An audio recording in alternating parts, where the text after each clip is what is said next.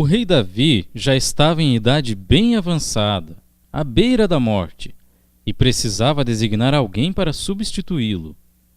Neste meio tempo, Adonias se enaltecia, a ponto de querer se colocar como rei sobre Israel.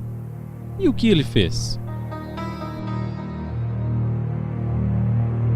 Eu serei o rei. Quero um carro real para mim, cavalheiros e 50 homens para correr em minha frente, para abrir caminho, para eu passar. Joabe, quero que você e Abiatar me ajudem.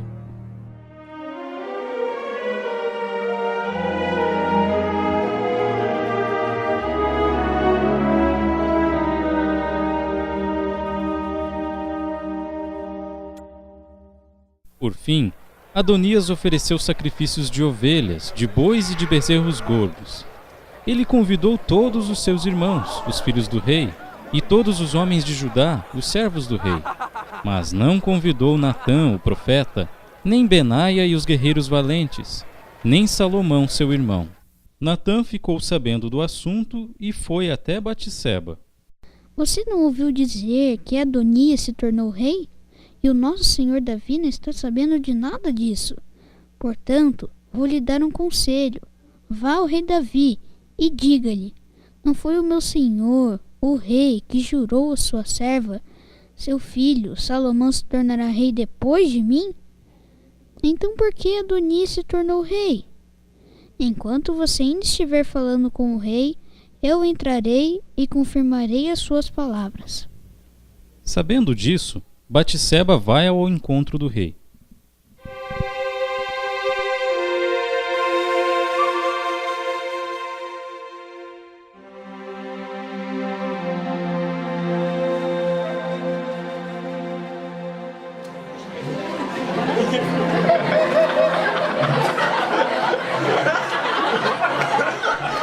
Qual é o seu pedido?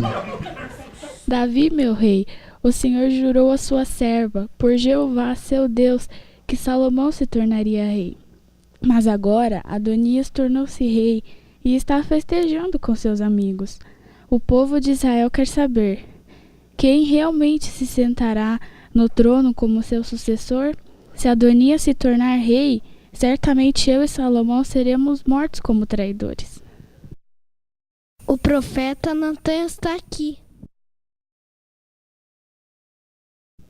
Meu senhor, o rei, por acaso o senhor disse: Adonias se tornará rei depois de mim, e é ele quem se sentará no meu trono? Por acaso meu senhor, o rei, autorizou isso sem dizer ao seu povo quem deve se sentar no seu trono como sucessor do meu senhor, o rei? Chamem Batseba. Tão certo como vive Jeová, aquele que me livrou de toda aflição, assim como lhe jurei por Jeová, o Deus de Israel, dizendo: seu filho Salomão se tornará rei depois de mim, e é ele quem se sentará no meu trono em meu lugar. Assim farei neste dia. Que o meu senhor, o rei, viva para sempre. Chamem Zadok, Natã e Benaia. Levem com vocês os servos do seu senhor e façam meu filho Salomão montar na minha mula e conduzam-no para baixo, a Gion. Lá, Zadok e Natã o ungirão rei sobre Israel. Depois, toquem a buzina e digam: viva o rei Salomão!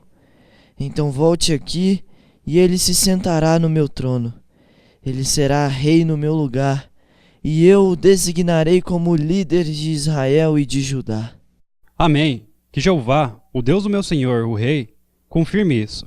Assim como Jeová esteve com o meu senhor, o rei esteja também com Salomão, e que ele faça o trono de Salomão maior do que o trono do meu senhor, o rei Davi.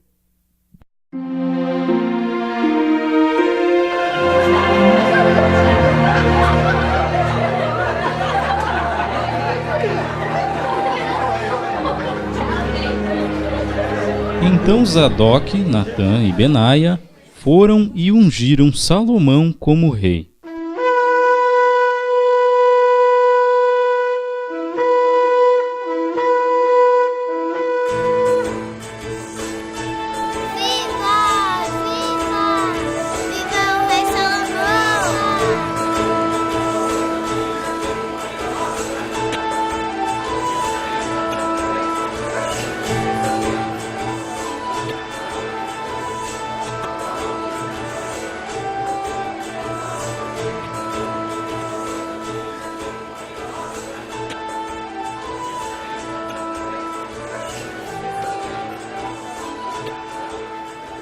Enquanto isso, Joabe e Abiatar estão em um banquete, comemorando a falsa coroação de Adonias. Ao terminarem de comer, Adonias e todos os seus convidados ouvem uma agitação na cidade. O que significa essa agitação na cidade? Entre, pois você é um homem bom e deve trazer boas notícias. Pelo contrário, nosso senhor, o rei Davi, fez Salomão rei. Esse foi o barulho que vocês ouviram. Além disso, Salomão sentou-se no trono real. Então, o rei Davi se curvou sobre a cama. E o rei também disse: Louvado seja Jeová, o Deus de Israel, que hoje providenciou alguém para se sentar no meu trono e permitiu que os meus próprios olhos vissem isso.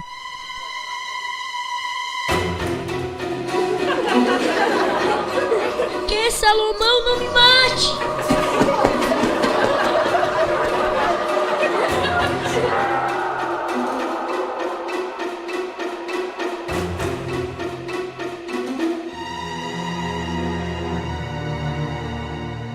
Enquanto isso, Salomão está sentado no seu trono quando seu secretário chega para informá-lo. Senhor meu rei, Adonias ficou com medo do senhor e disse que primeiro o rei Salomão me jure que não entregará seu servo à morte pela espada. Se ele se comportar de modo digno, nem sequer um fio de cabelo seu cairá ao chão. Mas, se for achado nele o que é mal, terá de morrer. Traga-o a mim. Vá para a sua casa.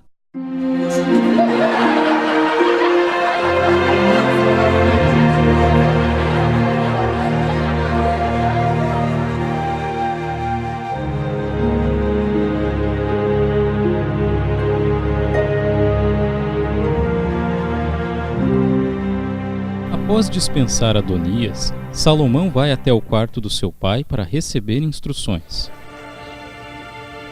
Logo vou morrer.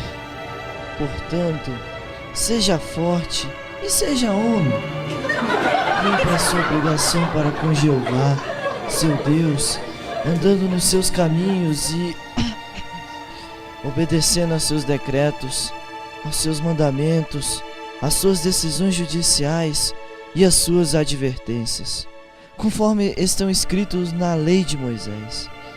Assim, você será bem-sucedido em tudo o que fizer e aonde quer que for. E Jeová cumprirá a promessa que fez a meu respeito. Além disso, você sabe o que me fez Joabe, o que ele fez aos 2 chefes dos exércitos de Israel, Abner e Amasa. Ele os matou, derramando sangue de guerra em tempo de paz. Haja segundo a sua sabedoria e não deixe que os cabelos brancos dele desçam em paz à sepultura. E Simei, foi ele quem amaldiçoou com uma terrível maldição no dia em que fui a Maanaim. Você é um homem sábio e sabe o que devo fazer com ele. Faça os cabelos dele descer com sangue à sepultura. Então Davi descansou com os seus antepassados e foi enterrado na cidade de Davi. O tempo que Davi reinou sobre Israel foi 40 anos. Em Hebron ele reinou por 7 anos, e em Jerusalém reinou por 33 anos. Salomão se sentou então no trono de Davi, seu pai. Aos poucos, seu reinado ficou firmemente estabelecido. Ao perder o trono, Adonias foi pedir algo em troca disso. A sua vinda é pacífica? É pacífica. Tenho algo para lhe falar. Fale. A senhora sabe que o reinado ia tornar-se meu. E todo Israel esperava que eu fosse rei. Mas o reinado escapou das minhas mãos e passou a ser do meu irmão, pois era da vontade de Jeová que ele fosse rei. Mas agora tenho apenas um pedido para lhe fazer. Não me recuse esse pedido. Fale. Por favor, peça a Salomão, o rei, que me dê Abisag, a sunamita, como esposa. Ele não lhe recusará esse pedido. Está bem, eu falarei com o rei por você.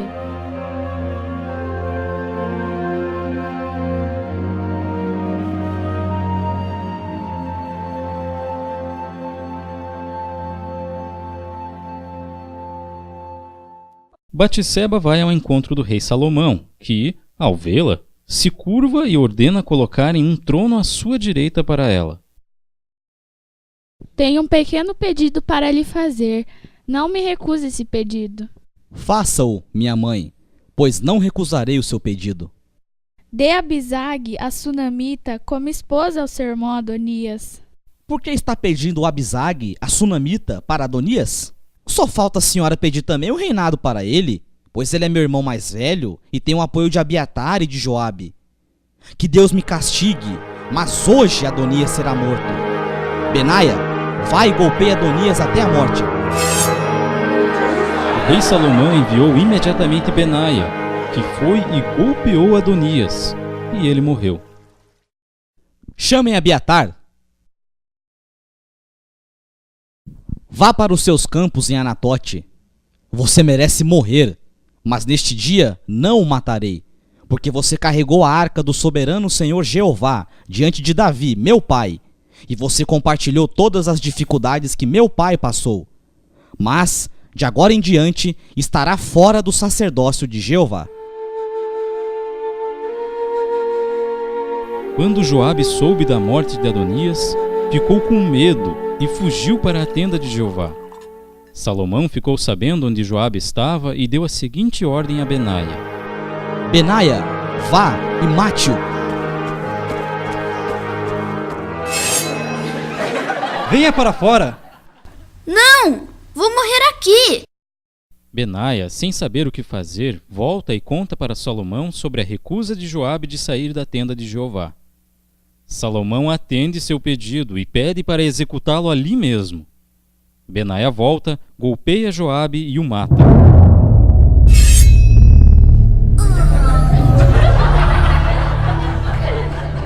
Com isso, Benaia se torna chefe do exército em lugar de Joabe. Imediatamente, Salomão ordena que Benaia vá buscar Simei.